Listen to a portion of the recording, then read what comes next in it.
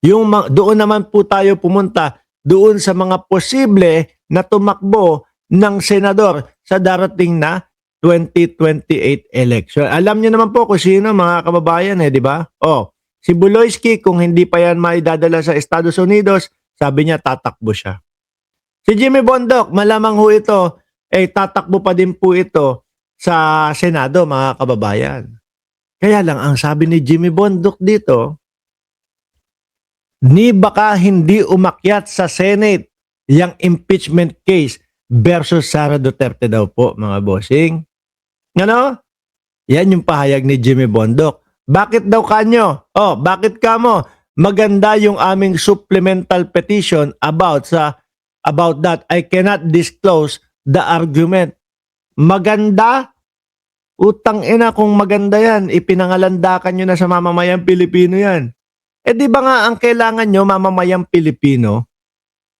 Di ba ang kailangan nga ho nila, mga kababayan, yung suporta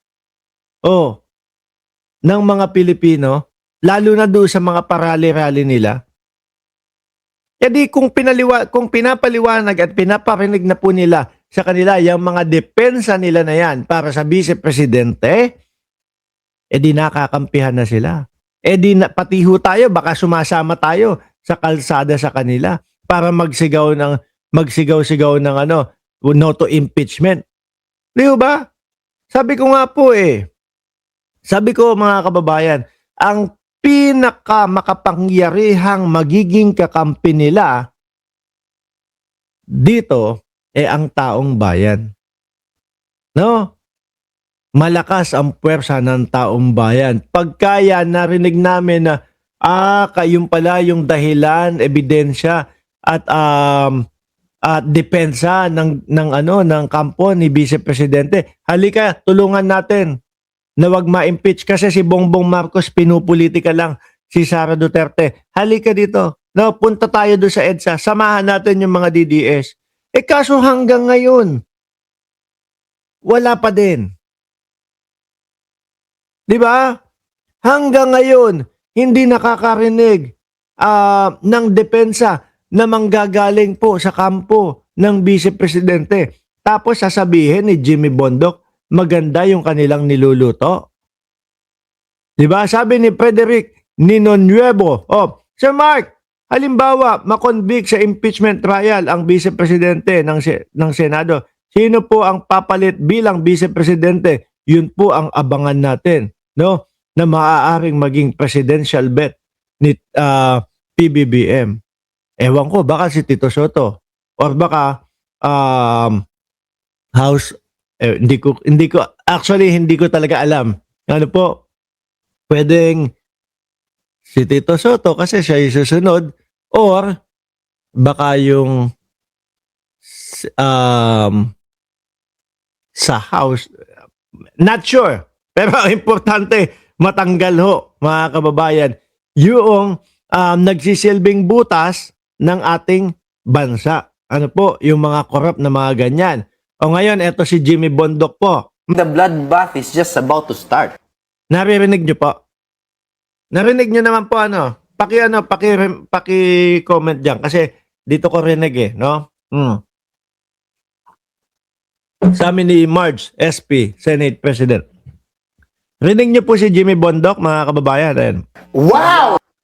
Ayan. No, I think the bloodbath is just about to start. Wow! Para sa akin, oo. And ang tanong Loud and clear si Jimmy Bondoc, Mabel Quinjo, salamat. Okay, dinig boss. Ang sabi ni Jimmy Bondoc, yun daw pong bloodbath is about to start na daw ho, mga kababayan. Paano mo nasabi? Yung kampo ninyo nga, yung kampo ng Vice Presidente. Eto, ang takbuhan Supreme Court. Nagmamakaawa sa Supreme Court. Napigilan yung impeachment. Ang pakalat nila doon sa mga supporter at mga DDS nila, mga bossing, ay ready kami, handang-handa kami na harapin yung impeachment na yan. At sasagutin namin lahat ng katanungan doon sa impeachment doon sa Senado. Oho, yun yung pinapalabas nila, di ba? Mismong galing sa Vice Presidente, kay Michael Powa, na tagapagsalita o lawyer ng Vice Presidente, doon po sa Senado, sasagot sila. Pero, kabaliktaran ang ginagawa nila. Ang ginagawa nila, hinaharang nila para wag mapunta sa Senado. So ngayon, ano yung sinasabi ni Jimmy Bondoc na about to start na daw po yung bloodbath? Baka naman ang katotohanan ng about to start na bloodbath na yan, baka kay Harry Roque yan. Di ba? Dahil ako, tingin ko si Harry Roque, pinakamahaba na pagtatago na lang niyan 4 na buwan na po. Pagkatapos ng 4 na buwan, mababloodbath na po yan sa loob ng kulungan. Di ba? Yun yung mas makatotohanang bloodbath. O sige nga, pakinggan natin si Jimmy Bondoc ng tuloy-tuloy. No, I think the bloodbath is just about to start. Wow! Para sa akin, oo. And ang tanong dito kung kaninong dugo yung dadana. Wow! Pero ako, ang naniniwala talaga ako, Baka kay Baste, baka galing sa wet packs ni Baste. Barbie girl daw eh. dati ko pa pinredict yan. Ano? Baka hindi umakyat sa Senate yan. I know I am very... Optimistic. Masyado akong dehado dito, no? Pero may chance talaga Sige nga. Gusto ko nakakarinig ho, mga kababayan, nung mga depensa nung mga DDS eh. Sige, paano? hindi umakyat yan. Bakit kamo? Una, maganda yung aming supplemental petition about that. I cannot disclose the arguments. Yes. Maganda. Yung 2 days ago, nag-file kayo sa Supreme Court Yes, to Attorney yes. Torion. Basically saying that they should not be holding these hearings while naka-recess ang plenaryo. Because ang nakalagay Anak ng putong yun lang yun. Hindi dapat sila nag-hearing while ang akala ko naman ang sasabihin ni Jimmy Bondoc kaya po hindi matutuloy yan kasi po mapapatunayan namin na hindi nagnakaw, hindi naglustay, hindi ginamit sa ibang pamamaraan yung akala ko naman yun. Ano to, technicalidad na naman ho, mga kababayan? sa konstitusyon, ang actual session days, dapat in session ng plenary. Yung sinasabi mo 60 days. Yes, yung 60 days. The committee derives life from the plenary. Pag nakatulog to, tulog din dapat ang komite. Sonok ng puto, Jimmy Bondoc, hindi ka nahihiya dyan sa mga pinagsasasabi mo. Kausap mo, naririnig ka ng mamamayang Pilipino, teknikalidad na naman ang banat ninyo. Anak ng putik talaga mga DDS. Mabubuhay na lang po sila doon sa pagpapahinto ng impeachment dahil po sa teknikalidad. At yan po ang patunay mga kababayan na hirap po sila talaga. Ano po? Hindi nyo kayang sagutin. Hindi nagnakaw ang Vice Presidente kasi ganito, ganyan. Hindi nagbanta ang Vice Presidente sa buhay ng Pangulo, asawa ng Pangulo at ng pinsan ng Pangulo kasi ganito, ganyan. Hindi. Kailangan kapag katulog ang plenaryo, tulog din, hindi sila gagalaw. Bloodbath nga naman do, sabi ni Sir Danilo Espejo.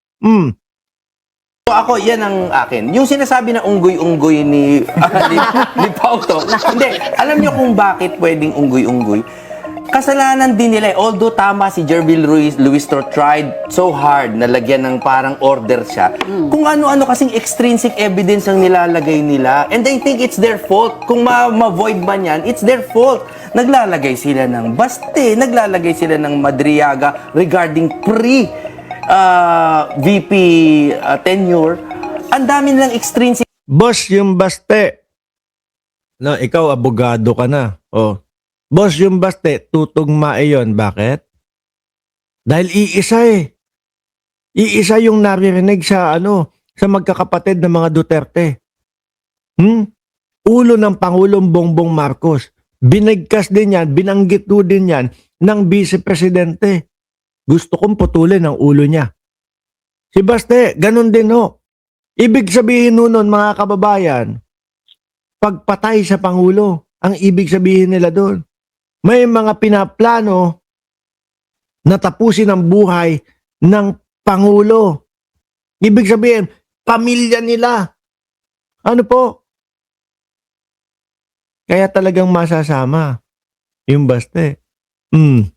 na nila Mukhang ang NBI mukhang ipapatawag si Baste para po para questionin yung sa putol do sa niya din, ulo-ulo. Ulo lang ni Bongbong Marcos ang kailangan natin. Nakaganon. Gwapong-gwapo yung mga DDS daw. Oh, ang pogi ni Baste, lalaking lalaki. Kasi nga daw po sinabi yung ulo ni Bongbong Marcos ang kailangan. Ulo lang ni Bongbong Marcos ang kailangan natin.